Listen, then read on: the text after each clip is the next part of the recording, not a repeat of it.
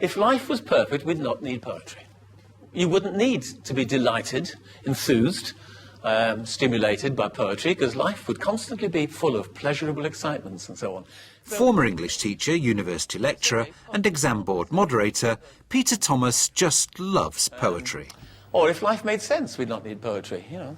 But sometimes life doesn't. It's perplexing and confusing and it's ambiguous, so poetry sometimes makes sense of things.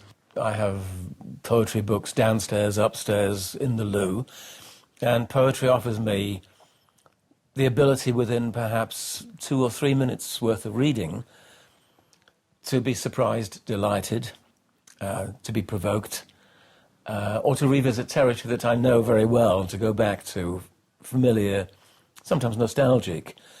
And it's the concentrated power of language and thought and feeling and ideas that you can get in 14 lines of poems, even less, 5 lines. So it's the potency wrapped up in a very small package. That's what I like about it. But beyond that, I like the fact that it can be shared, noisily, loudly. I like collaborative doing of poems rather than private reading of poems. You got boys and girls.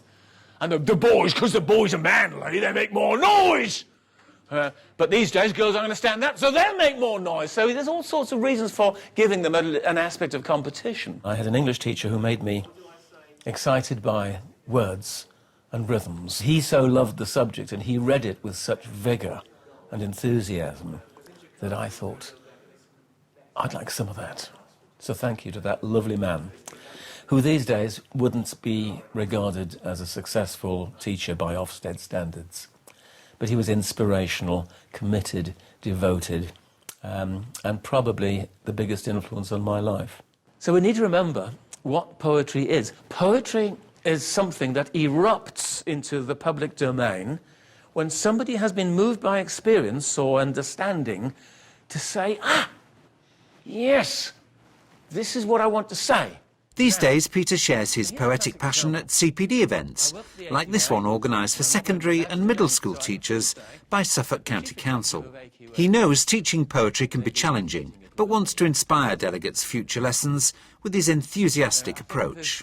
One other thing, apart from failing to teach the possessive apostrophe, that unites us all, it's that moment when suspicious kids say to us, go on, tell us what it really means. I suppose that's what I'm worried about. Where does all that come from? Where do the kids pick up the wrong ideas about poetry?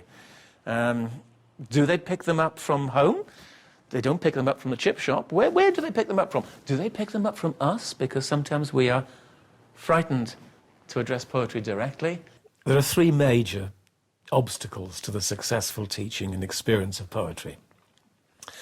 The first one, sadly, is that some English teachers don't themselves read or enjoy poetry, and yet they teach it. If you don't like poetry, it may be because you've read the wrong stuff, or you were exposed to bad poetry teaching. The second reason is the pattern over the last few years where various literacy strategies have put an emphasis upon the mechanistic identification of language features. And it has resulted in a joyless experience of poetry because the poetry is secondary to the literacy objectives specified. And I understand if you're 16 and if you learned how to spell onomatopoeia, you're bloody well going to use it, aren't you?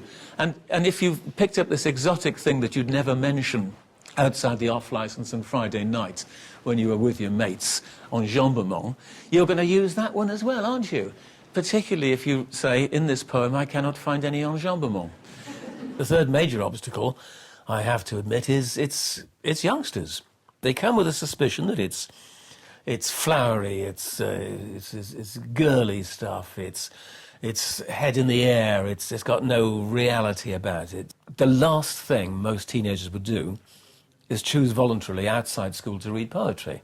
The necessary thing for me is to make them encounter poems, engage with poems, without necessarily all of those educational trappings and expectations that sometimes block the experience. Hence, doing poetry rather than reading or studying poetry. 1, 2, 3. Poetry is sexy, its lyrics aim to please. Poetry is sexy, engaging in its tease. Poetry is sexy, it radiates getting kids to see that a poem has been cleverly crafted is good for me. I like that. But the first thing is they have to enjoy it. And if they don't enjoy it, then whatever they say about it will be lacking in authenticity and sincerity. In the 3 other films in this series, Peter will share some of his favourite techniques for inspiring poetry lessons.